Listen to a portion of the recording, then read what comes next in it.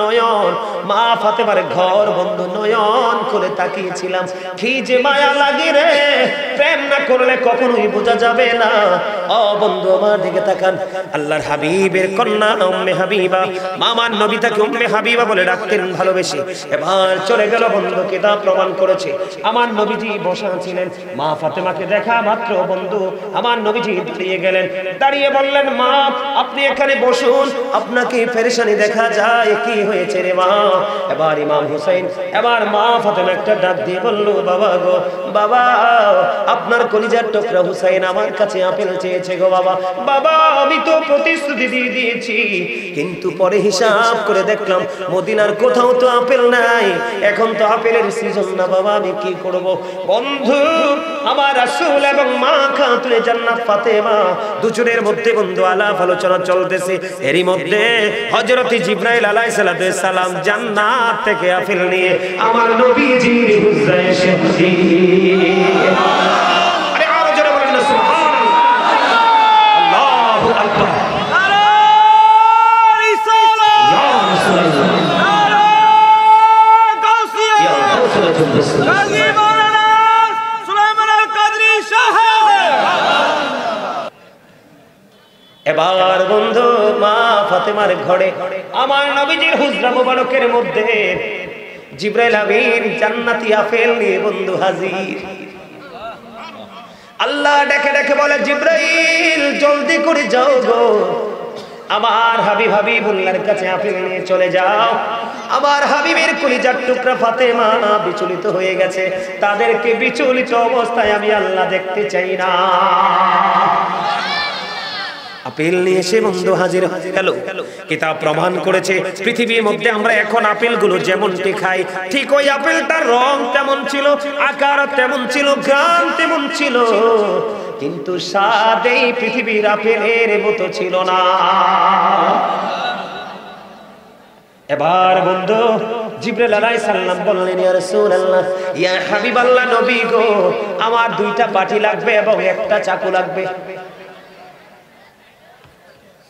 আমার দুইটা বাটি এবং একটা চাকু লাগবে বন্ধু। কিতাব প্রমাণ করেছে মা খাতুনে জান্নাত ফাতেমা মা আয়েশা সিদ্দিকা রাদিয়াল্লাহু তাআলা আনহার ঘরে গেলেন। ওনার ঘরে গিয়ে দুইটা বাটি এবং একটা চাকু নিয়ে আসলেন। আসার পরে জিবরাইল আলাইহিস সালাম বন্ধু আপেলটাকে অর্ধেক করে দিল, আপেলটাকে অর্ধেক করে অর্ধেকটা বন্ধু একটা বাটির মধ্যে রেখে আর একটা বাটির মধ্যে রেখে দিল, ঢেকে দিল। আমার নবীকে বললেন, ইয়া রাসূলুল্লাহ, ইয়া হাবিবাল্লাহ নবী গো, এই আপেলের বাটিটা প্রতিদিন মাত্র একবার সরাবে, দুইবার না। জোরে জোরে বলেন আল্লাহু আকবার। বাটিটা আপনি দৈনিক একবার সরাবেন, দুইবার সরানো যাবে না। এই দিকে বন্ধু বাটির মধ্যে অর্ধেকটা রাইখা ঢেকে দিলেন, আর অর্ধেকটা আপনার আবার প্রাণীর নবীজির পবিত্র বরকতময় হাত মোবারকের মধ্যে তুলে দিলেন। তুলে দেওয়ার পরে জিবরাইল আলাইহিস সালাম টেকনিক শিখিয়ে দিয়ে চলে গেলেন। এবার মা খাতুনে জান্নাত ফাতেমা আপেল নিয়ে বন্ধু বাড়ি চলে গেল। বাড়ি চলে যাওয়ার পরে ওই দিক দিয়ে ইমাম হুসাইন খুশি হয়ে আসছেন মায়ের কাছে, মা মা গো আমাকে আপেল খেতে দাও। এবার মা খাতুনে জান্নাত ফাতেমা এই আপেল যখন হযরত হুসাইন রাদিয়াল্লাহু তাআলা আনহুকে দিলেন, আবার ইমাম হুসাইন একটা ডাক দিয়ে বললেন, মা মা গো, জীবনে কোনোদিন এত মজার আপেল তো খাইনি, এই আপেল তুমি কোথা থেকে এনেছো? এই আপেল আমাকে প্রতিদিন দিতে হবে।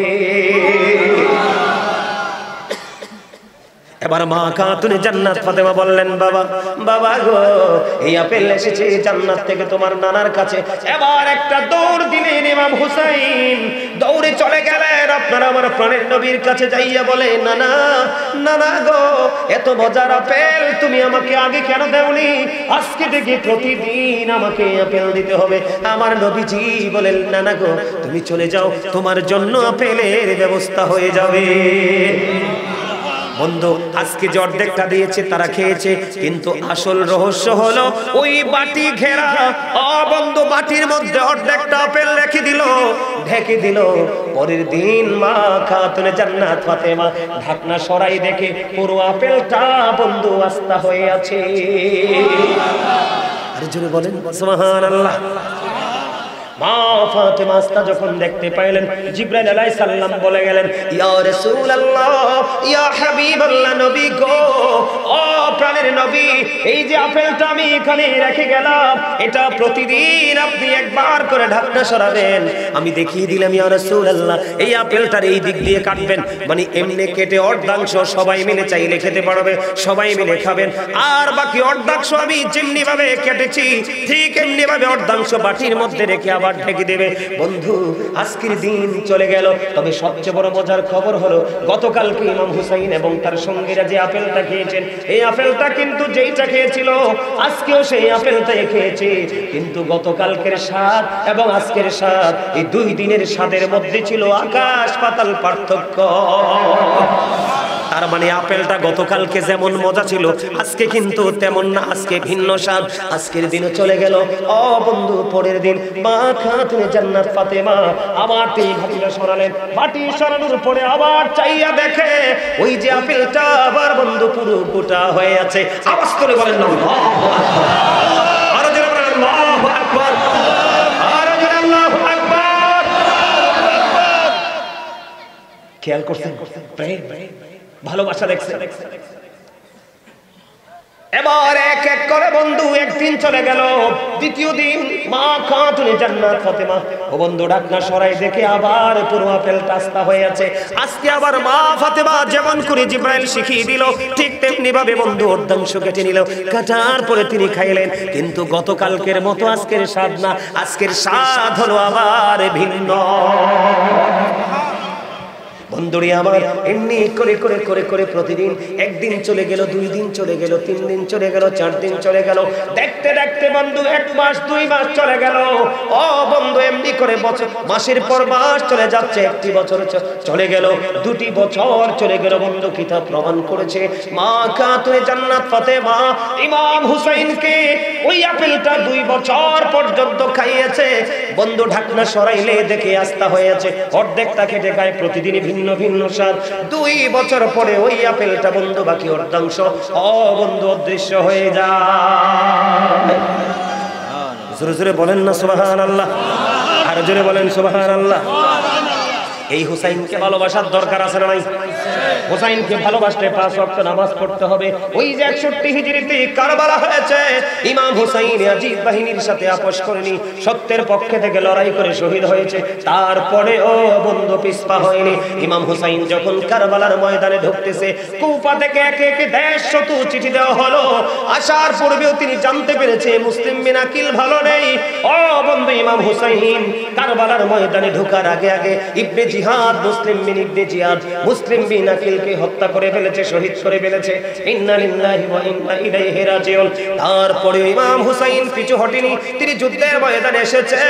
ও বন্ধু, সবচেয়ে বড় মজার খবর হলো একজন এক ব্যক্তি এসে বললেন, ইয়া রাসূলুল্লাহ, ইয়া হাবিবাল্লাহ। এই হাদিসের রাবী হলেন উম্মুল ফজল বিনতে হারিস। তিনি বললেন, হাদিসের রাবী হলেন তিনি বললেন, এক ব্যক্তি এসে নবীজিকে বললেন, উনি এসে বললেন, ইয়া রাসূলুল্লাহ, আমি স্বপ্নে দেখেছি ইয়া রাসূলুল্লাহ, আমি উম্মুল ফজল বিনতে হারিস রাদিয়াল্লাহু তাআলা আনহা। তিনি বললেন, ইয়া রাসূলুল্লাহ, আমি স্বপ্নে দেখেছি আপনার থেকে 1 টুকরা গোশত আমার কোলে তুলে দেওয়া হয়েছে। নবীজি বললেন, তুমি ভালো স্বপ্ন, চমৎকার স্বপ্ন দেখেছো। তার মানে হলো ফাতেমা খাতুনে জান্নাত ফাতেমার নূরানী সন্তান পৃথিবীতে আসবে, ইমাম হুসাইন। এই হুসাইনকে তোমার কোলে তুলে দেওয়া হবে। প্রেমটা দেখছেন নি খেলা? উম্মুল ফজল বিনতে হারিস বলতেছে, আমি স্বপ্নে দেখেছি ইয়া রাসূলুল্লাহ, আপনার থেকে 1 টুকরা গোশত আমার কোলে তুলে দেওয়া হয়েছে, আমি এটাকে ধারণ করেছি। আমার নবীজি বললেন, এই স্বপ্নের ব্যাখ্যা হলো কি জানোনি? এই স্বপ্নের ব্যাখ্যা হলো আমার কলিজার টুকরা ফাতেমা সন্তান প্রসব করবে, সন্তানটা তোমার কোলে তুলে দেওয়া হবে।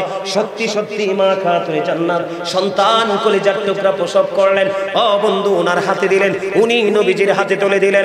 নবীজির হাতে তুলে দিলেন, হঠাৎ করে নবীজির দৃষ্টি অন্যদিকে চলে গেল। ও বন্ধু, রাসূলের 2 চক্ষু মুবারক দিয়ে পানি গড়গড় করে পড়ছে। উম্মুল ফজল বিনতে হারিস প্রশ্ন করলেন, ইয়া রাসূলুল্লাহ, ইয়া হাবিবাল্লাহ, নবী গো, ও প্রাণের নবী, ও আপনার চোখে কেন পানি দেখা যায়? আমার নবীজি বললেন, জিবরাইল আলাইহিস সালাম আমার কাছে এসে খবর দিয়েছে, আমার এই কলিজার টুকরাকে সাদা দাগের কিছু কুকুর হরণ করে নিয়ে যাবে, তাদেরকে পৃথিবী থেকে নির্মমভাবে শহীদ করে দিবে। জোরে জোরে